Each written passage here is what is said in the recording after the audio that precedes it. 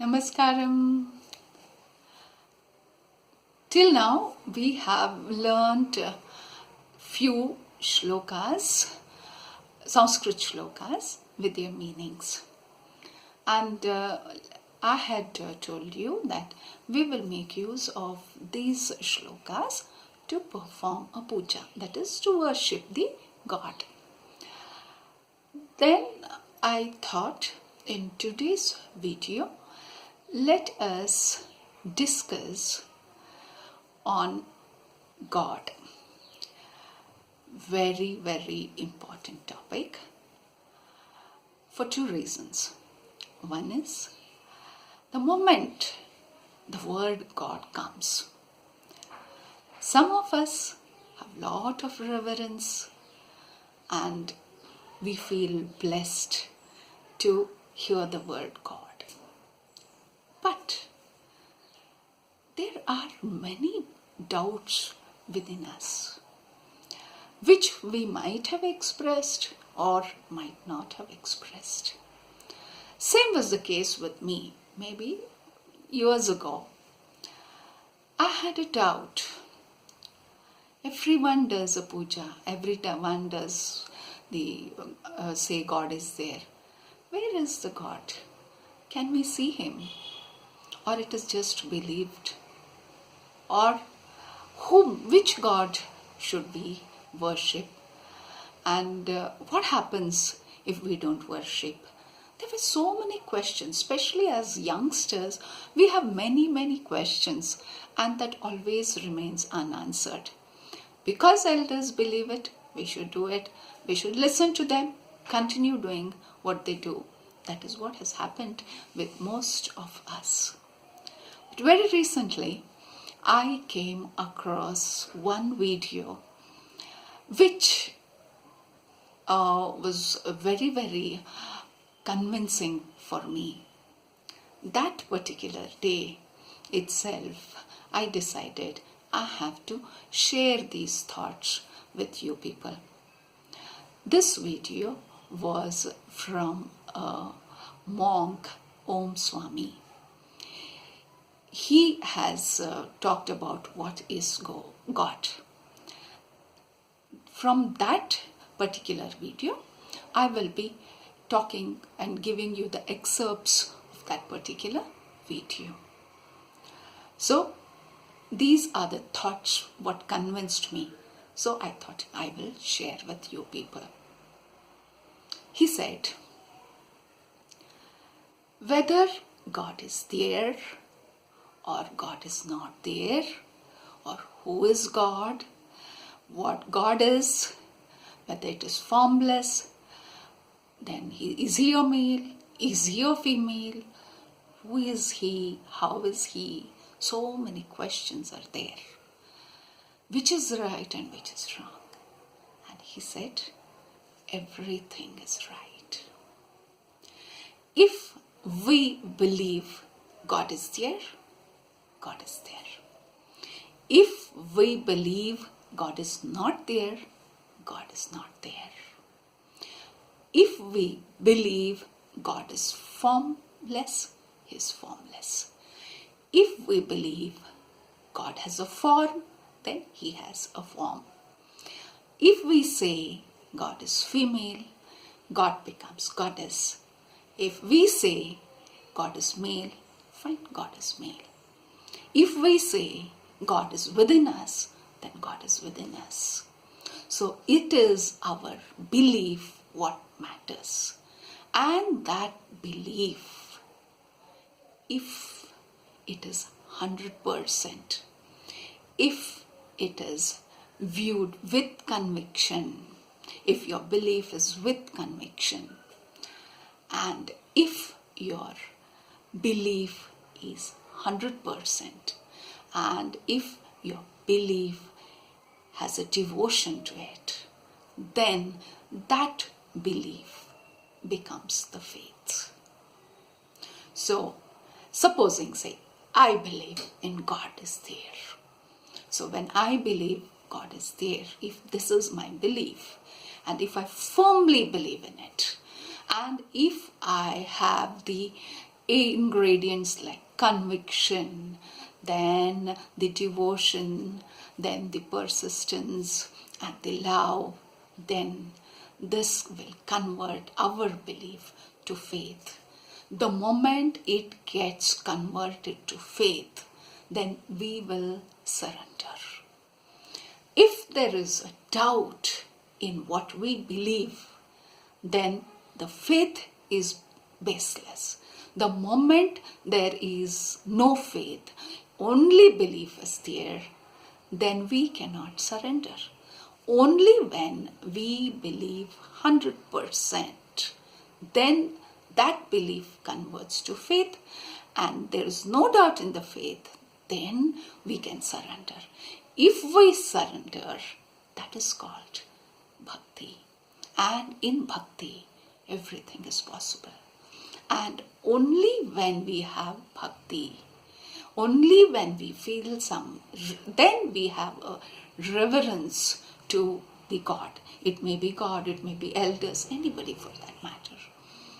So then, we are the one who have to define what is God. Maybe the nature is God, the water is God, the air is God, whatever it is. Have one philosophy of God. No philosophy is wrong. If God is there, God is there. If God is not there, is not. If you have to believe full 100% on yourself, that is also not a problem. No philosophy is wrong, but whatever philosophy you believe in, if you have doubt in that philosophy, that is a problem. Supposing you're believing in God, somebody comes and tells you that there's no God, and you doubt, am I doing a right job? Am I simply just like that believing? Then the problem starts. You have a doubt in yourself, doubt in your belief. Then no surrender happens. And when no surrender happens, you're not true to yourself. Just for the show off, you're doing the puja or doing any such thing. So, supposing I believe God is female, supposing I say she's a goddess, then if I say, yes, I can touch the goddess, that becomes true. If I say she comes and helps me when I'm in need, that also becomes true. Everything which I believe with full conviction and a soft heart and fully devoted, then the results we get. We have to move towards it. It's not a day's job or 2 days job. It's a process, continuous process of evolving. And there's no necessity to act. If we don't believe, don't believe. If we believe, we believe. Okay? So, if this is the case, the moment I start believing in it, I have to give 100%. The moment I give 100%, that surrender, that will help us. The question is now, what's the advantage of believing that God is there? We have many advantages. The measure of them is we feel protected. We feel that up above there is some person who is almighty, who is omnipresent, who is omnipotent, and who can take care of us, who will love us unconditionally, whom I can pray when I'm in a problem, whom I can thank when everything has gone fine, whom I can complain when nothing goes fine. So I have a caretaker, and he showers love unconditionally, and he takes care of us. So we don't have to worry. We just have to do our job. And that job, if we take it as it's the God's work, it's the divine work, then there is not going to be a problem. Problems may be there, but we can handle it with utmost ease.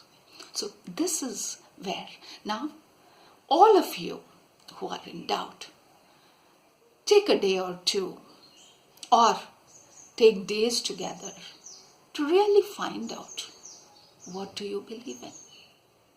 Do you believe, see, you can believe God as Lakshmi, goddess is Lakshmi. Only Lakshmi is there, you can believe. You may believe that only Vishnu is there. You may believe only Shiva is there. Or you may believe in some other god. And you may say, no, all gods are there. Rama is there, Vishnu is there, Hanuman is there, and many more are there. That is also not a problem. But your belief should be firm. Your belief should be 100%. Give a thought. Do you believe in anybody? Do you feel like believing in it? Or do you feel, no, it's all a difficult task. I want to believe in myself. Absolutely no problem. Here, I again remembered one story, what the monk had told. It so happened that there was a piece of land, and that land, nothing was growing at all.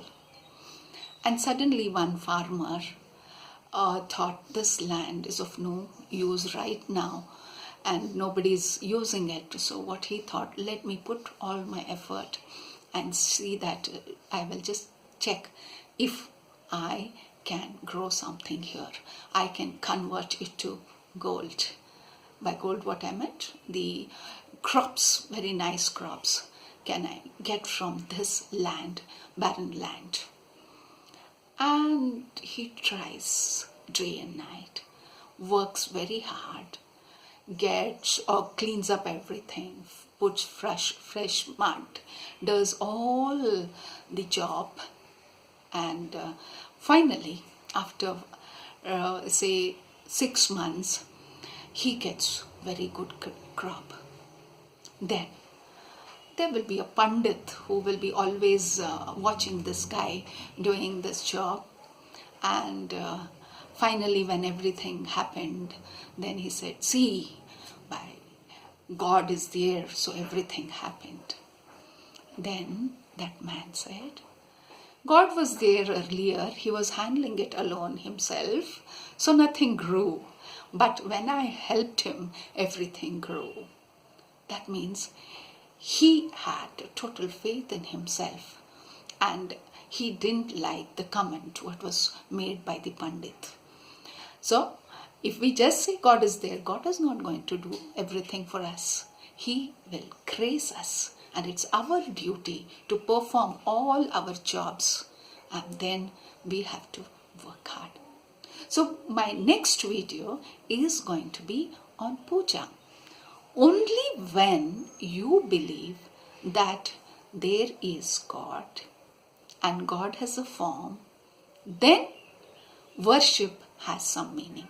So give a thought what you believe in, what you have faith in. Thank you, and see you in the next video.